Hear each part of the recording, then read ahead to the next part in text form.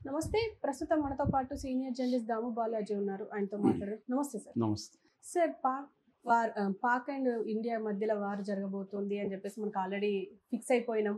కానీ ఇప్పుడు మనం చేసిన ఆపరేషన్ సింధూర్‌కి ప్రతీకార చర్యగా షెహబాజ్ షరీఫ్ అంటున్నారు, మీ పైన కూడా మేము దాడి చేస్తాం.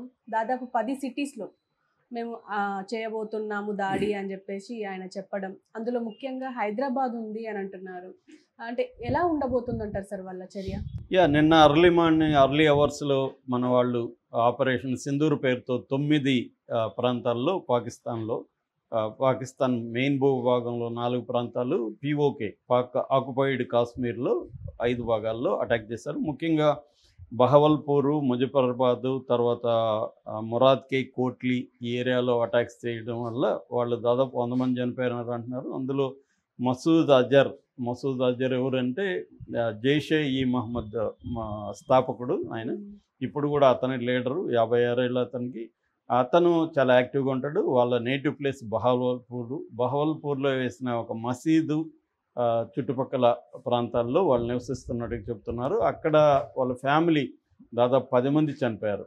వాళ్ళ పెద్దక్కయ్య, వాళ్ళ బావ, తర్వాత వాళ్ళ పిల్లలు, అలాగే పిల్లలు 5 మంది, పెద్దలు 5 మంది, మొత్తం 10 మంది చనిపోయారు. దాంతోపాటు ఎయిడ్స్ వాళ్ళకి హెల్ప్ చేసేవాళ్ళు ఒక 4 చనిపోయారు. టోటల్గా 14 మంది చనిపోయారు. మొత్తంగా దాంట్లో ఈ అటాక్స్లో పాకిస్తాన్ ఇప్పుడు ఏమంటుందంటే దాదాపు 37 మెంబర్స్ చనిపోయారని, 50 మందికి పైన గాయపడ్డారని పాకిస్తాన్ కూడా ఒప్పుకునింది.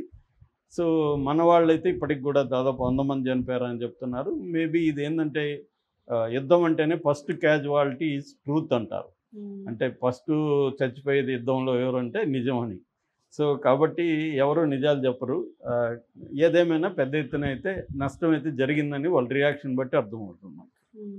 సో దీనికి ఆల్రెడీ మసూద్ అజర్ ఒక ఉర్దూలో ఒక నోటు కూడా రిలీజ్ చేశాడు. నేను దీనికి మోడీకి పెద్ద ఎత్తున నష్టం చేస్తానని మోడీని పర్సనల్గా కూడా బెదిరించాడు. సో అతను చాలా బాధపడినట్టు కూడా తెలుస్తుంది. నేను కూడా చచ్చిపోయింటే బాగున్నాను నా ఫ్యామిలీతో, ఎందుకంటే ఆ ఫ్యామిలీ అంటే అతనికి ఇష్టం అని చెప్తున్నారు. సో ఆ రకంగా నష్టం అయితే చేకూర్చగలిగాం మనం. మిగతా టెర్రరిస్టులు ఎవరో చనిపోయినారు అనేది మనకి కరెక్ట్గా తెలియకపోయినా ఖచ్చితంగా అయితే చాలా పెద్ద స్థాయిలోనే పాకిస్తాన్కి నష్టం జరిగింది. రెండవది, వాళ్ళ భూభాగంలో దాదాపు ఇంటర్నేషనల్ బార్డర్కి 100 కిలోమీటర్ల లోపలికి వెళ్ళి మనం అటాక్ చేయడం అనేది ఫస్ట్ టైం ఇది. సో దానివల్ల కూడా పాకిస్తాన్ ఒక భయభ్రాంతమైన పరిస్థితులకి వెళ్ళిపోవాల్సిన పరిస్థితి ఏర్పడింది. అందువల్ల వాళ్ళు ఇమీడియట్గా వాళ్ళ నేషనల్ అసెంబ్లీని సమావేశపరిచారు. నేషనల్ సెక్యూరిటీ కౌన్సిల్తో మీటింగ్ ఏర్పాటు చేశారు. అలాగా షెహబాజ్ షరీఫ్ నిన్న స్టేట్మెంట్ ఇచ్చాడు. అదేంటంటే ఇది కవర్డ్లీ యాక్ట్, తర్వాత యాక్ట్ ఆఫ్ వార్ అని ఆయన డిక్లేర్ చేశాడు. దీనికి మేము ప్రతి రక్తపోటుకి ప్రతీకారం తీర్చుకుంటాం అని చెప్పారు. దాంతో నిన్న అర్లీ మార్నింగ్ నుంచే ఎల్ఓసి మన లైన్ ఆఫ్ కంట్రోల్ దగ్గర అటాక్స్ అనే పెద్ద ఎత్తున, ఇప్పటి వరకు ఈ మధ్యకాలంలో విలేజెస్ మీద అటాక్స్ చేయలేదు. ఇప్పుడు అక్కడ ముఖ్యంగా పూంచి, తంగదర్రు, కుప్వారా ఈ ప్రాంతాల్లో పెద్ద ఎత్తున అటాక్స్ మొదలైనవి. దాదాపు 30 పైన చనిపోయారు మన వాళ్ళు. ఒక 50 నుంచి 60 మంది గాయపడ్డారని చెప్తున్నారు. అందులో చిన్నపిల్లలు, మహిళలు అందరూ ఉన్నారు. విలేజ్ల్లో చాలా ఇండ్లు కూడా ధ్వంసం అయిపోయినాయి. అది చాలా మీడియా కూడా వెళ్ళి అక్కడికి విజువల్స్ అంతా కూడా చూపించింది, ఎన్డీటీవీ లాంటి మీడియా. సో ఒకటి ఏంటంటే ఎల్ఓసి దగ్గర పెద్ద ఎత్తున అటాక్స్ అనేవి పెంచడం, అంటే అక్కడ మిసైల్స్ని, అక్కడ షెల్స్ అంటాం, మోటార్స్ నుంచి షెల్స్ ఉపయోగిస్తారు. ఆ షెల్స్ కూడా పెద్ద ఎత్తున నష్టం చేస్తాయి. సో అక్కడ పెంచారనమాట. సో అది ఒక ప్రతీకారం. రెండవ ప్రతీకారం ఈ 24 నుంచి 36 గంటల్లో తీర్చుకోబోతున్నారని చెప్తున్నారు. అందుకని పాకిస్తాన్లో అనేక ప్రాంతాల్లో ఎయిర్పోర్ట్లు మూసేశారు, ఫ్లైట్లు రద్దు చేశారు. పంజాబ్ లాంటి పాకిస్తాన్లో ఉన్న పంజాబ్, సింధు ఆ ప్రాంతాల్లో స్కూల్స్, ప్రభుత్వ కార్యాలయాలను మూసేశారు. ప్రజలకు అప్రమత్తంగా ఉండమని చేశారు. సో ఎందుకంటే వాళ్ళు ఇప్పుడు అటాక్ చేస్తే మన వాళ్ళు రిటాలియేటరీ అటాక్స్ కూడా మన వాళ్ళు చేసే అవకాశం ఉంది. సో వాళ్ళు ఇప్పుడు దాదాపు 10 టౌన్స్ని, ముఖ్యంగా పంజాబు, గుజరాత్, రాజస్థాన్ ఈ 3 రాష్ట్రాల్లో ఉండే major towns plus Delhi, Hyderabad మీద కూడా చేస్తారు. ఎందుకంటే సౌత్ ఇండియా కూడా ఎఫెక్ట్ అవ్వాలి, హైదరాబాద్ కీలకం అనేది ఒక వార్త వినిపిస్తుంది. అందుకని నిన్న దేశంలో మనకు మాక్ డ్రిల్ 244 జిల్లాల్లో మాక్ డ్రిల్ జరగడంతో పాటు కాశ్మీర్ లో సమావేశం జరిగింది. అత్యవసర కేబినెట్ సమావేశం. అక్కడ సీఎం ఒమర్ అబ్దుల్లా ఆధ్వర్యంలో.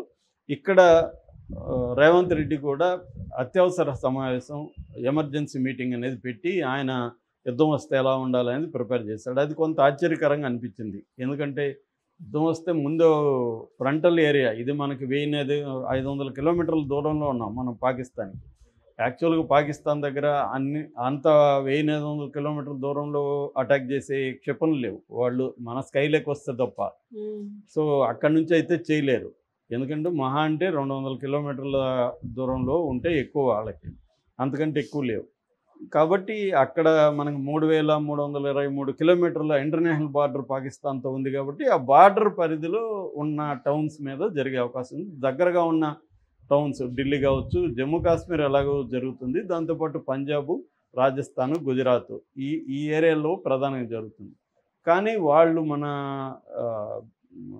ఎయిర్ స్పేస్లోకి వచ్చి అటాక్ చేయగలిగితే మాత్రం హైదరాబాద్లో కూడా చేయొచ్చు. సో అట్లా ఏమన్నా చేయబోతారా అన్న ఇది కూడా కనిపిస్తుంది. ఏదేమైనా పాకిస్తాన్కి ప్రెజర్ అయితే ఉంది పెద్ద ఎత్తున. ఎందుకంటే వాళ్ళు మాట్లాడే దాంట్లో మనకి ఖ్వాజా ఆసిఫ్ డిఫెన్స్ మినిస్టర్ మాట్లాడాడు. ఫస్ట్ ఏమో ఆయన రిఫ్రెయిన్గా ఉంటాం, మేము ఇండియా కానీ రెచ్చగొట్టకపోతే మేము రెచ్చిపోమని మాట్లాడాడు.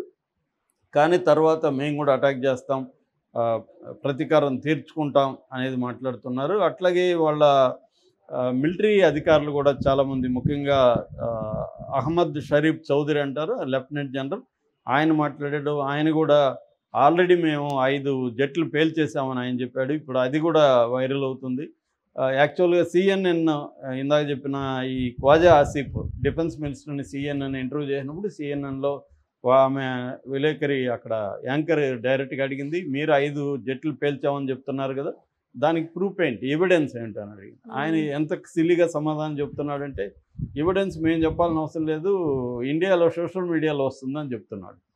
సో దాంతో ఆమె క్లియర్గా అడిగింది, సోషల్ మీడియాలో కాదు మీ దగ్గర ఏమి ఎవిడెన్స్ ఉంది అంటే, నేను ఇందాక చెప్పినట్టుగా క్యాజువాలిటీ ఫస్ట్ అబద్ధాలు, కాబట్టి అబద్ధాలను ప్రచారం చేయడం అనేది పాకిస్తాన్ పెద్ద ఎత్తున చేస్తుంది. ఇవి మన వాళ్ళు అటాక్ చేసిన 10 నిమిషాల నుంచే స్టార్ట్ చేశారు వాళ్ళు అబద్ధాలు చెప్పడం. సో మన భూభాగంలోకి వచ్చి కాశ్మీర్లో ఈ ఫ్లైట్లు పేల్చా ఉన్నారు.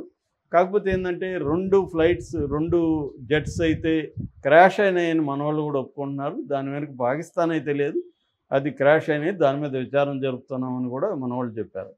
కాకపోతే వాళ్ళు దాన్ని కూడా వాళ్ళ అకౌంట్లో వేసుకుంటున్నట్టుగా మనకు కనబడుతుంది. ఎందుకంటే గతంలో కూడా ఇదే చూసాం, పహల్గామ్ ఆ టైంలో కూడా వాళ్ళు వాళ్ళ అకౌంట్లో వేసుకోవడం కనబడుతుంది. అట్లాగే వాళ్ళ మీడియా కూడా మనం పెట్టిన ఆపరేషన్ సింధూర్లో పెట్టిన విజువల్స్ అన్నీ గాజాలో విజువల్స్ని తీసుకొచ్చి మనం పెట్టామని వాళ్ళు కూడా రివర్స్ ఇమేజ్ మేము చెక్ చేసామని డాన్ లాంటి పత్రికలు కూడా రాశాయి. నేను కూడా చదివాను, ఎడిటోరియల్ లాగా రాశాయి వాళ్ళు మొత్తం. సో అలాగా ఇదేంటంటే ఒకరి మీద ఒకరు ఫాల్స్ ప్రాపగండా అయితే జరుగుతుంది. కాకపోతే వాళ్ళు అటాక్స్ చేసే ప్రమాదం మాత్రం సీరియస్గానే ఉందని చెప్తున్నారు. అది ఏ స్థాయిలో చేస్తుందనేది డౌట్. ఎందుకంటే మనకు కూడా ఎయిర్ డిఫెన్స్ సిస్టమ్స్ చాలా బలంగా ఉన్నాయి. ఈ మన ఎయిర్ డిఫెన్స్ సిస్టమ్స్ని అంటే రాఫెల్ కానీ, Su-30 కానీ, MK-1 కానీ, ఇవన్నీ ఎయిర్ డిఫెన్స్ సిస్టమ్స్ చాలా స్ట్రాంగ్గా ఉన్నాయి. అంటే రాడార్స్ పసిగట్టడం కావచ్చు, గాల్లోనే అవి రాకముందే మనం కౌంటర్గా వాటిని ఆపడం కావచ్చు, ఇవన్నీ ఉంది. ఇజ్రాయెల్ కూడా ఆ విషయంలో మనకు హెల్ప్ చేస్తుంది. ఎందుకంటే ఇజ్రాయెల్ అక్కడ ముస్లిం దేశాలతోనే పోరాడుతుంది కాబట్టి, ఇరాను, లెబనాను, తర్వాత పలస్తీనా, మనకి అది సహాయం చేసే అవకాశం క్లియర్గా కనిపిస్తుంది. నిన్న కూడా మన ఆపరేషన్ సింధూర్ను కూడా నిర్ద్వందంగా వాళ్ళు సపోర్ట్ చేశారు.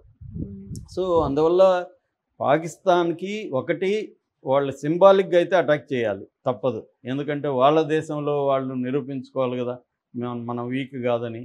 సో ఆ సింబాలిక్గా అటాక్ అయితే తప్పకుండా చేయాలి. కాకపోతే పెద్ద ఎత్తున చేస్తే మళ్ళీ ఎస్కలేటరీ అంటారు, ల్యాడర్లో నెక్స్ట్ స్టెప్కి వెళ్ళకూడదు.